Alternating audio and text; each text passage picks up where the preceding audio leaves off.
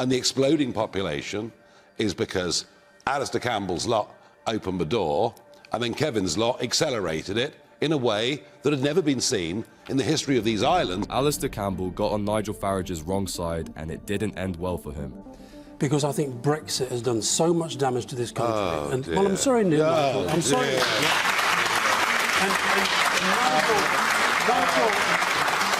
Nigel doesn't want to accept. You are the worst loser in history, Alistair. No. Get over it. It's 8 years ago. Nigel, Move on. No. Farage didn't just school Campbell, he absolutely demolished him. They were all vermin. They were all poisoning our blood. That was straight out. That is out. outrageous, Alistair, and you know it. No, it's not. Why is That is outrageous? outrageous. Because you believe in immigration controls. Trump is pro. Racist. No, I'm not saying it is. Trump is very pro-legal. Trump is very pro-legal immigration into America. Campbell tried to spin a dozen false narratives and Farage humiliated him each time. They want to build 1.5 million homes, exactly the same as the last government. They're on a mad rush to net zero energy production, as was the last government, which of course will make us poorer and not richer. So I sat and watched and listened to Keir Starmer's speech, and I was very pleased with myself. I managed to stay awake right until the very end, which, given how bland the delivery was, how scripted the whole thing was, how lacking in any sense of emotion or message delivery, was remarkable. Bold, it was not. And actually, it was all a reiteration of what we've heard already. Alistair Campbell rushed in to defend Starmer, but Farage started blasting both of them in the most brutal way possible. Accessibility to housing in terms of infrastructure and all of those things is the exploding population. If it was a plea for forgiveness, it ain't going to work. And it's extraordinary that the single biggest issue in terms of the impact on accessibility to GP services, in terms of... Farage isn't accepting any sorry nonsense and Campbell just sat there seething the whole time. or anything. And I actually genuinely think that the milestones will become millstones as they fail on every single one of them. And the exploding population is because Alistair Campbell's lot opened the door and then Kevin's lot accelerated it in a way that had never been seen in the history of these islands. And yet the 6 milestones doesn't even mention immigration, the boats. Immigration has become a crisis, and Farage publicly exposed Campbell and his gang for creating this mess. Nigel doesn't want to accept. You are the worst loser in history, Alistair. No. Get over it. It's 8 years Nigel, ago. Move on. No. Final point, I was disappointed. And Nigel says that immigration is the big bursting issue. I was disappointed Keir didn't mention Brexit, because I think Brexit has done so much damage to this country. Well, I'm sorry, Neil. I'm sorry.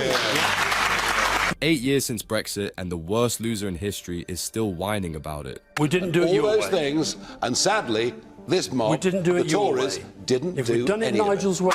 This major decision was taken 8 years ago. It gave us the made us chance. poorer. Gave us a chance 5% to be of the significantly economy richer. gone. Gave us the chance to control our borders. Campbell thought he could blame Farage for the failure of the Tories, but he was in for a harsh reality check. How can you, as a Conservative Party, keep a straight face to this audience, to the nation, having promised in 2010, 2015, 2017, you'd reduce net migration to tens of thousands a year. In 2019, substantial reductions and net migrations nearly 1 million. You've broken your promise time after time after time. But if you're honest with the people, Nigel, you will never be forgiven for it. You haven't got a cat's chance in hell of winning the general election. Shame on you for what you've done. The public will not forgive these buffoons, and Farage rightfully humiliates them for their delusional nonsense on immigration. because you believe in immigration controls. Trump is pro. Racist. No, I'm not saying it is. Trump is very pro-legal. Trump is very pro-legal immigration into America. Very pro it indeed. He's not pro criminal gangs using the southern border. The United States, Donald Trump, who I know Nigel's very, very fond of, and I do think, I'm making a serious point here, Nigel. I do think the language that Donald Trump used about immigrants, they were all vermin. They were all poisoning our blood. That was straight out. That is outrageous, Alistair, and you know it. No, it's not. Why is That is outrageous? outrageous. Lying about Donald Trump, one of our closest allies, is perhaps one of the stupidest things to do in front of Farage. 24/7, it's not intermittent, Labour ducks it, the Tories ducks it, and now we have the beauty of small modular reactors. Good energy. Do we want good clean energy? Do we care about the environment? Yes, yes and yes to all of those things. So what's your policy? What is Reform's policy? Well, there is no question that governments have ducked nuclear. But what's your policy? Well, we should have done what Alistair should have done when he was there, which is to renew Britain's nuclear energy, which produces zero carbon energy. They whine about climate change, but none of them go for the obvious nuclear energy solution, and now Alistair is hiding his incompetence. Farage is on the rise, and he might just replace these tone-deaf politicians. Talking about reform and the possibility of them winning the next election. According to this, Labour is very nervous. What do you make of this? Yeah, I find this so fascinating. I think it shows how much the mood has shifted in the country. Things have sort of taken a rightward shift. I mean, you've even seen it with Labour, so they're hoping to capture the conversation on immigration, for instance. I mean, they realise that they need to be a lot tougher than they have been. I mean, look at that big speech Keir Starmer did after the ONS figures came out. A latest poll revealed that Labour is down in the gutter, but that was to be expected from this useless bunch. What's more interesting is that Reform came in second, making it more popular than Labour. At the rate at which things are going, Reform might just catch up to the Tories as well, and all of that ties into Farage's secret plan. He's aiming high, and you wouldn't believe the tricks he has up his sleeve. Labour is letting everyone down, especially with immigration, and Farage is swooping in to save Britain from Starmer and his cronies. I think it depends, doesn't it, on whether the Tories can get their traditional voters back. Yes. Because so many have swung to Reform now. I don't think they can. You don't think they can? Because I think the problem was, it was never about what the Tories were saying, it was their delivery. It was 14 years of saying things that the opposite was then happening. So I think the trust is gone. So if you're going to go into an election where you say, look, guys, trust me this time, honestly, I mean it now, I just don't see how that's going to swing anything. The Tories aren't doing much better either, since not a single person in this nation trusts them anymore. They've lost all credibility after a whole decade of failing to deliver. Sure, under the Tories, things weren't as horrendous as they are with Starmer, but people are tired of being let down by both parties. On one side, we have the fallen Tories. On the other, there's the incompetent Labour. It's no wonder that people are pivoting towards reform. Yes. From Sir Keir Starmer this week, migration not even mentioned. I mean, a glaring omission. And then straight away, Reform and Nigel Farage come out and say, well, we're the only party with an answer. Yes. It seems as though Labour, if they are scared, they're not doing anything about it. Well, I mean, 5 months in and already their approval ratings have just tanked. And I mean, people have pointed to different things. They've said that there's a lot of chaos internally in Labour. Or is it because actually Labour's policies with the general population aren't that popular? Starmer is so tone-deaf and out of touch with reality that he's handing success to Farage on a silver platter. In the height of stupidity or just misplaced priorities, Starmer forgot to mention anything about immigration in his latest set of new promises. Not that people were going to trust him anyway, but given how immigration is one of the biggest problems right now, Farage scored a golden opportunity to gain more support. And I think that it is true in our current system, this split on the right is going to hamper the parties, unless, of course, you see a total collapse in the Labour vote. And Reform is second in a lot of Labour constituencies, and those are the constituencies that tend to be the most conservative on immigration. So you have to see the way that goes in the next election. The Tories are done for, and they won't be winning anyone over unless Labour manages to mess up even further, which does seem probable. Labour's own supporters are turning their backs on them and adopting more conservative values. The driving factor behind this huge shift is all about our borders, and Farage has become the mastermind behind the Tories' collapse. Even Tory ministers are extremely worried about the next elections, and unless Kemi Badenoch manages to somehow turn things around, Farage is in the lead. Reform, of course, polled ahead of Labour for the first time in that new poll. So Nigel will say they are going after Labour voters, not Tory voters, in the red wall seats. And if this poll is converted into an election, if it was done today, I think the split it would be a hung parliament, but you'd probably see a Labour-Lib Dem coalition as a result of that. So there's still some work to do for them. Labour is trying to cope with this humiliating defeat by saying that it's just the Tory voters who are defecting to Reform. The reality couldn't be further from this delusional narrative. In fact, Labour just lost one of their major donors, a billionaire who doesn't trust Starmer anymore. As if that wasn't enough humiliation, millions of people are demanding that this Labour government should be thrown out of power. The final nail in Labour's coffin is the mess Starmer created with Donald Trump. As I just said, Nelson, our own Prime Minister's not met President-elect Trump yet, but he's meeting Prince William, he's met Emmanuel Macron. What do you make of that from your side of the pond? Do you think that the UK is maybe missing a trick when it comes to getting in there with your incoming president? Yes, I think so. I mean, everybody is going to have to sort of come around, and we're going to have President Trump in the office for 4 years, so everybody's going to have to come around, like President Macron, like Justin Trudeau. We've seen everybody sort of come to attention. Farage has great support from Trump since they're great friends. Meanwhile, Starmer, Angela Rayner, and David Lammy are intent on being childish and throwing around disgusting remarks at Trump. Now that the entire world is getting in line to meet the president-elect of the United States, Labour is in trouble. Even Prince William is welcoming Trump, while Labour's busy setting fire to their chances of ever winning an election again. But that was bound to happen anyway. What's more interesting is the collapse of the Conservative Party that we're witnessing in real time. My only job here is I'm not a politician. I don't want to be a politician.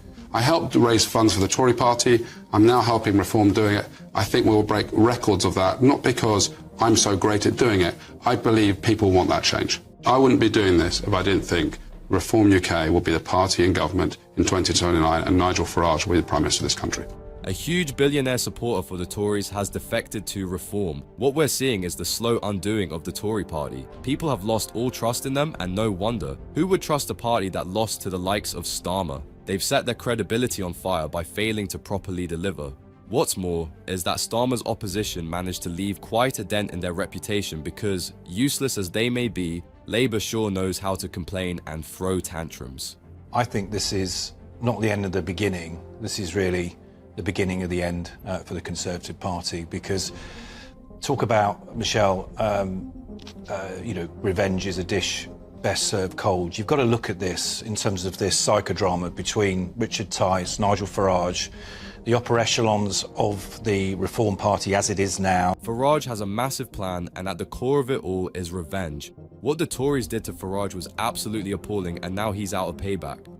That raises the question, how badly did the Tories mess up to deserve this treatment? With Rishi Sunak out of the way, it might be too late for Kemi Badenoch to do anything about this crumbling party. This goes all the way back to the 2019 general election, when Nigel stood down in 317 constituencies, frankly to deliver Boris Johnson's whacking majority, and the Tories gave Nigel absolutely nothing in return for that.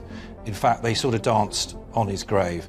And not all of them. And what he's managed to do since, following that election, and obviously following the Conservatives' massive defeat in their history just a few months ago, is he's regrouped, obviously with a club of billionaires. Boris Johnson and the Tories won the election so massively in the 2019 elections because of Nigel Farage. He willingly stepped down to unite the Conservative voters, and what did he get in return? A shocking betrayal with added insults hurled at him. Nigel Farage has had the plan to overthrow the Conservatives since then, and now he is slowly putting it into practice by completely restructuring his party. What's interesting is that Farage is much more interesting than you'd imagine. He goes around destroying the likes of Alistair Campbell, and that only helps his popularity increase. Labour suffered from this in the 1980s with the defection of the STP and then the divide on the left. This is an existential crisis for the Conservative Party, because they either go into the 2028-2029 general election with this massive division, this revolt on the right, which essentially lets Labour win another loveless landslide. We've seen this happen before with Labour, and look what happened to them. They struggled to win a single election for more than a decade. Now the Tories are in a similar decline, and one of their ministers even admits it on live TV. There's no doubt that the Conservatives have no idea what they stand for anymore, and usually this would mean that Labour would win again. Luckily for Nigel Farage, Starmer has royally messed up everything. Richard Tice, Zia Youssef and Nigel's plan is to, with their ground game, with the investment that's going in by people like Nick Candy and others, to actually replace the Conservative Party as the party on the right, which will have a sort of Thatcherite 2.0 political party that believes in a small state, controlling mass migration, small economy, small state.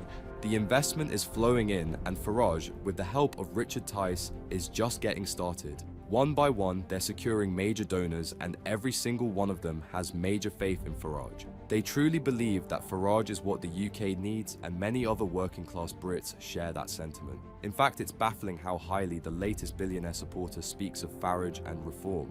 She was part of a government that doubled the national debt, that saw post-Brexit, having promised in several manifestos that we'd get control of our borders, this open borders experiment, thanks to Boris Johnson and the points-based immigration system, and productivity in the public services is in the toilet.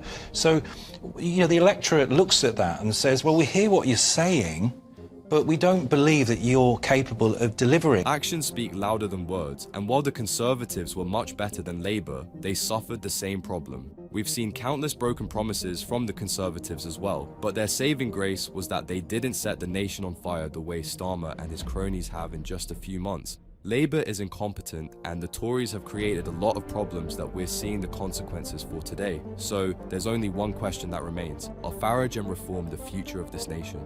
Farage and Nick Candy, why are you joining a party with just 5 MPs?